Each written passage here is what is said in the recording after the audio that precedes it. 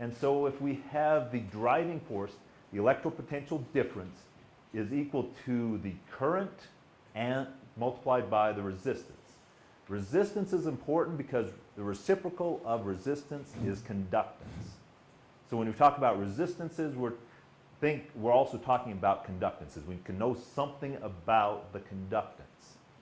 And so if we go back to this model, and if we know something about the fluxes of water out of a cell, across the plasmalemma, through the apoplastic volume, to the substomatal crypt, through the stomata, and out into the bulk atmosphere across the boundary layer of that leaf, we can know something about all those resistances. There's a resistance associated with every one of these movements of that water molecule from inside that cell to the bulk atmosphere.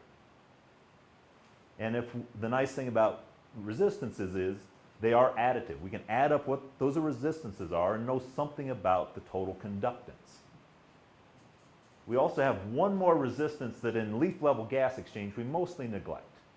We have a resistance to water moving across the epidermis of a leaf.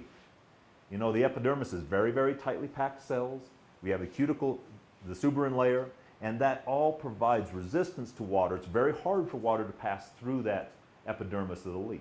That's why leaves work. And so there's a very large resistance, and in leaf-level gas exchange, we actually neglect that. We ignore it, assume it's so small that it doesn't contribute.